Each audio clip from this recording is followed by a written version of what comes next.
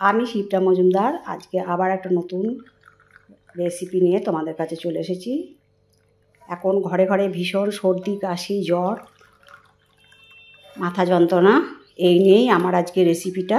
আজকে আমি তোমাদের কাছে একটা সুন্দর চায়ের রেসিপি নিয়ে এসেছি। যেই চায়ের রেসিপিটা তোমাদেরকে একদম পান করার সাথে সাথেই চাঙ্গা করে তুলবে। দেখো, আমি একটা প্লেটের মধ্যে যষ্টি মধু নিয়েছি খানিকটা, 4-5টা গোলমরিচ থেতো করে নিয়েছি, আদা থেতো করে নিয়েছি, একটা তেজপাতা নিয়েছি, 4টে লবঙ্গ নিয়েছি, আর কিছুটা তুলসী পাতা নিয়ে নিয়েছি। এটা দিয়ে আজকে আমি এই রেসিপিটা তৈরি করব। এই যে চাটা আমি তৈরি করব, এটা বুকে বসে যাওয়া কফ, মাথায় যন্ত্রণা, সর্দি, কাশি, গলায় ঘর ঘরে কফ সব তুলতে সাহায্য করে। আমি দেখো ইন্ডাকশানে একটা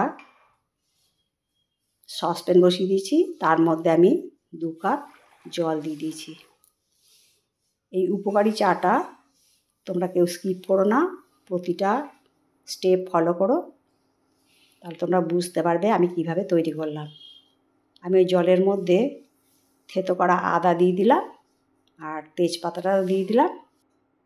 যদি তোমরা কাথ্য হিসাবে খাও তাহলে এর মধ্যে মধু অ্যাড করবে। এখন আমি দিয়ে দিলাম 4টে লবঙ্গ,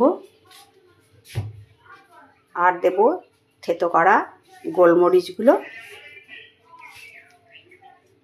এবার দিয়ে দিলাম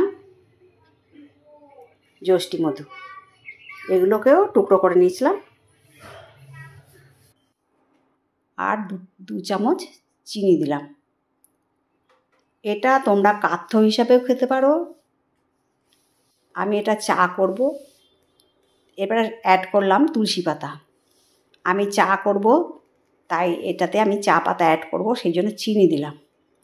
আর যখন তোমরা কাথ্য হিসাবে খাবে তখন এটাতে চিনি দেবে না। ভালো করে যখন এরকম করে ফুটতে ফুটতে জলটা হাফ হয়ে যাবে, তখন তাকে ঢাকা চাপা দিয়ে রেখে দেবে। আর আমি চা করব, সেই জন্য আমি এখানে 2 চামচ চা পাতা দিয়ে দিলাম।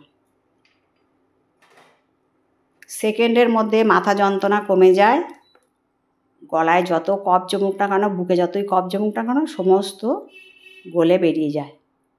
এবারে আমি চাটা ফুটে যাওয়ার পরে ঢাকনা চাপা দিয়ে রেখে দিলাম। ভীষণ সুন্দর একটা গন্ধ বেরিয়েছে এই হার্বাল চাটা থেকে।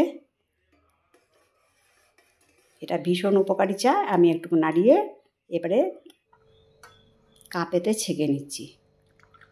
ছোট থেকে বড় সবাই আমরা এই চা খেতে পারি। গলার ব্যথা দূর হয়, মাথা যন্ত্রণা দূর হয়। 2-1 দিনের মধ্যেই এই চা খেয়ে তোমরা চাঙ্গা হয়ে যেতে পারো, কোনো রকম ওষুধপত্রের প্রয়োজন ছাড়াই। আশা করি আজকের আমার এই রেসিপিটা তোমাদের ভালো লাগলো, চায়ের রেসিপিটা। আর এখন প্রত্যেকটা ঘরে সমস্ত ছোট থেকে বড় সবাই খুব ভুগছে, তাই তোমরা এই চাটা যখন তখন করে নিতে পারো। তাহলে আজকে আমি এই পর্যন্ত রাখি, পরবর্তী রেসিপিটা আবার দেখাবে কেমন। টাটা।